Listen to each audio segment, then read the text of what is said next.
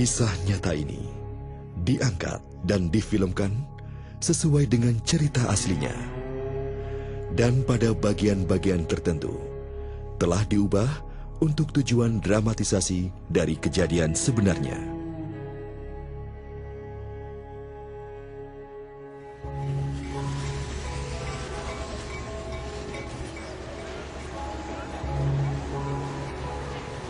Hidup itu layaknya sebuah perjalanan, di mana ada banyak sekali perhentian di sepanjang jalan itu. Terkadang berliku, kadang terhalang rintangan.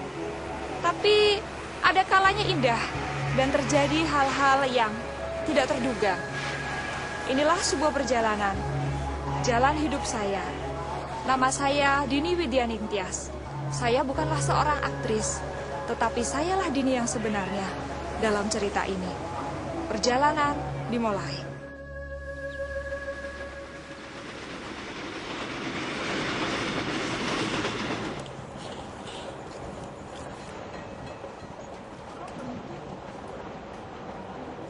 Saya dalam perjalanan bisnis naik kereta ekspres Jakarta-Jogja saat kereta tiba-tiba berhenti.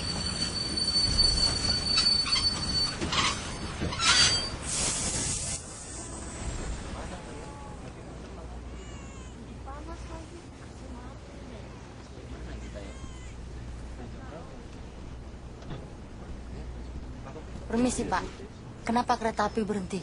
Aduh, saya tidak begitu tahu Bu ya, mungkin ada sedikit kerusakan pada mesin. Lalu kapan tahunya Pak? Saya tanya dulu sama masinis Bu. Bapak kembali lagi kan Pak?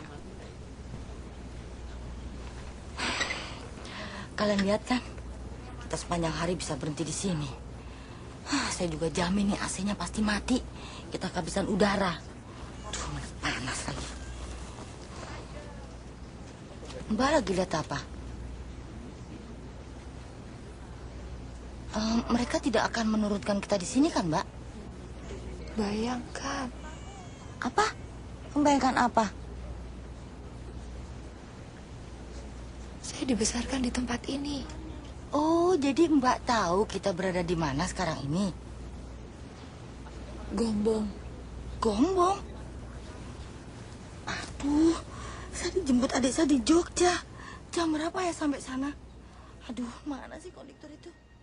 Kok nggak balik, Pak?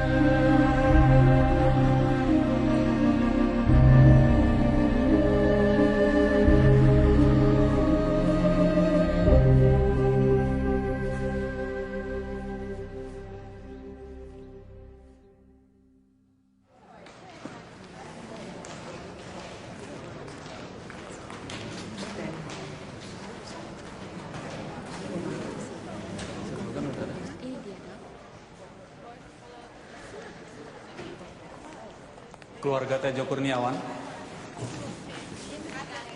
Ibu Tejo Kurniawan. Saya Ibu Tejo Kurniawan.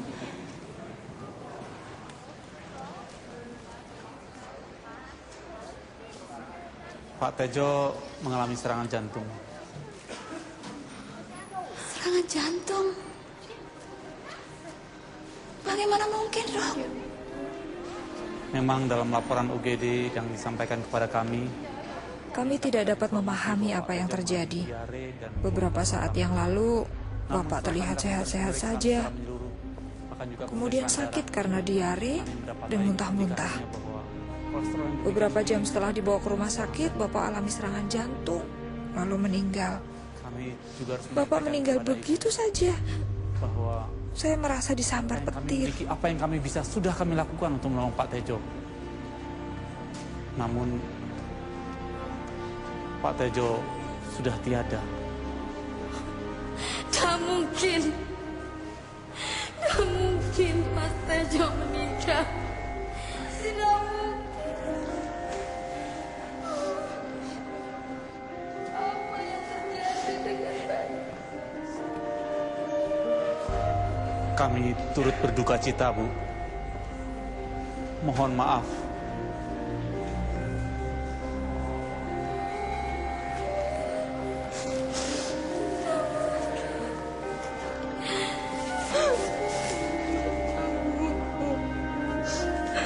Aku tidak bisa menerima keadaan. Apa yang harus kulakukan? Mbak, ada yang harus kubicarakan pada Mbak. Ternyata Bapak berselingkuh dengan Bule Sundari, saudari ibuku.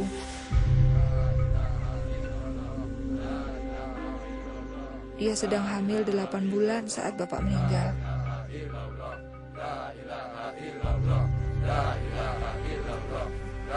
Tidak hanya itu, ibu saya juga sedang hamil saat itu.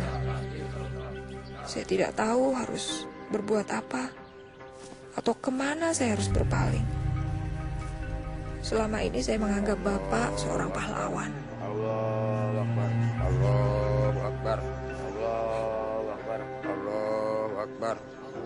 Kini saya merasa dikhianati. Assalamualaikum warahmatullahi wabarakatuh. Silakan Pak, Saya cemas tentang bagaimana hidup keluarga kami jadinya. Bapak-bapak, ibu-ibu, Assalamualaikum warahmatullahi wabarakatuh. Saya berumur 12 tahun, anak tertua. Dan sekarang ibu saya sedang mengandung lagi. Kepada bapak-bapak, ibu-ibu, dan ibu tidak bekerja. Bagaimana kami bisa bertahan hidup? saya mohon dan saya harap kepada bapak-bapak dan ibu-ibu untuk memaafkan dia. Saya yang akan bertanggung jawab. Amin. Wassalamualaikum warahmatullahi wabarakatuh.